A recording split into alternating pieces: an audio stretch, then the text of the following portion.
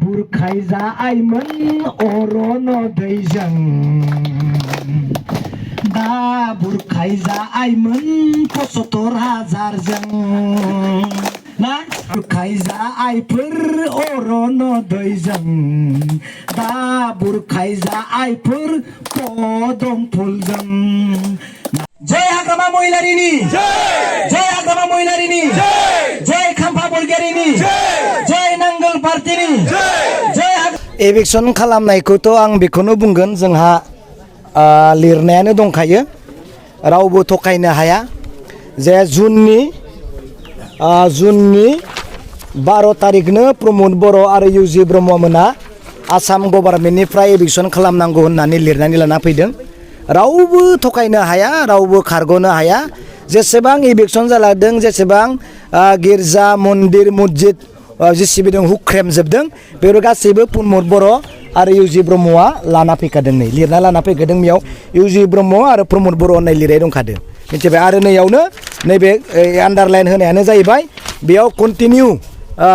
regular एभिक्सन खालामबाय थानांगौ होनना लिरना लाना फैदों अबाला दिनै गासैबो एभिक्सन खालामनाया जोंनि फरेस्ट लेन्डआव थानाय जोंनि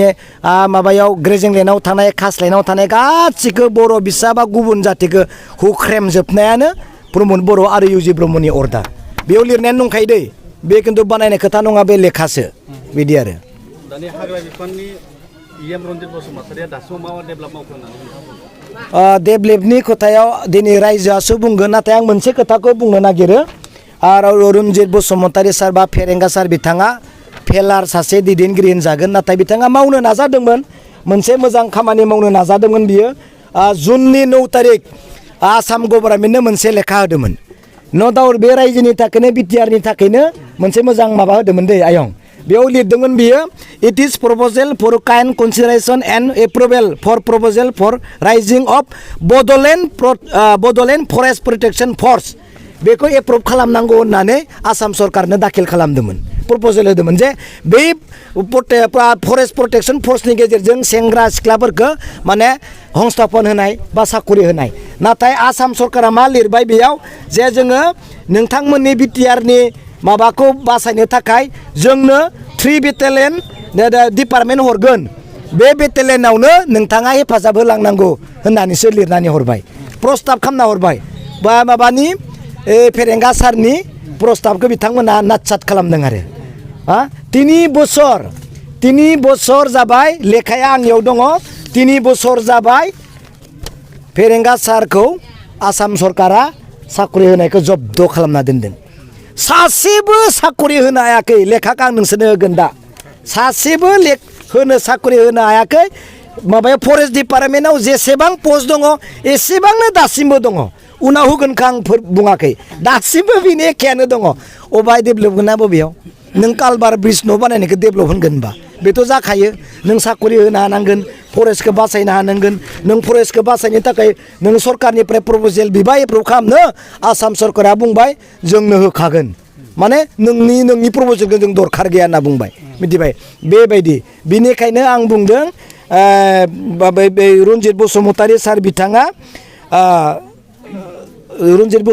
सार बिथाङा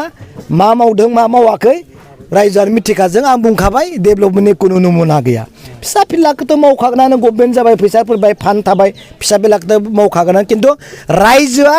जेखौ नुबाला मोजां मोनो मेगनाव नाङो बेखौ दिनैसिम मावनो हायाखै जेरै दोङो बिदिनो दोङो नङा होमबा आयं मा मावदों जेबो गैया बेसेनो बिसायख'थियावथ' जोंहा नै देराखागोन आंथ' डकुमेन्टफोरखौ रायजोफोरनो होजोबखाबाय रायजोफोरखौ कनभिन्स खालामदो हाबफैदो रायजोनियाव नङा होमबा रायजोनियाव मिटिं लादो आरो आयं नोंसोरसो लेंहर इउपिपिएलखौ सों सिमा बारायनाया मा जाखो स्कुल कलेजफोरखौ मानो दानजाखो माने सेन्ट्रेल इउनिभारसिटिखौ होआ होनना मानो बुंजाखो लेखाया हरलाय होगोन होननायखौ सों आयं मिथिबाय बिसिनियावनो सों इउपिपिएल बिजेपिफोराबो फैयोना एकदम डाइरेक्ट बिसोरसो उल्था लिंक माने मिटिङाव नेना थानाङा नङा होमबा बिसोरसो उल्था लिंक खाम्फा बरगयारिया 100आव 100% देरहागोन आरो खाम्फा बरगयारिया जा भट होगोन बिटिसिखौ बासायनो थाखायसो जों भट होगोन आरो बेयाव जेबो सार्थ रावाबो गैया आंबो बिटिसिखौ बासायनो थाखायसो दिनै हाग्रामा महिलानि टिमाव खामानि मावगासिनो दं जेबो सार्थ गैया सार्थ थायोबा आं थिखा मावना फैसा होना थिखा मावनो हायो माथो दं आरो बेबायदि आरो थेंक इउ मैयानि सानावहाय दरं उदालगुरियाव इलेक्सन जानानै थांबाय ओइ बेयाव माला माबाया देरहागोन जोंहा दुर्गा दास बर'आ देरहागोन सोरथो फेर खेथायनो हानो मेसिना थिगबानो गासिबो थिग मेसिना थिग नङाबानो लाब गैया मिथिबाय बेयाव बेनो थिग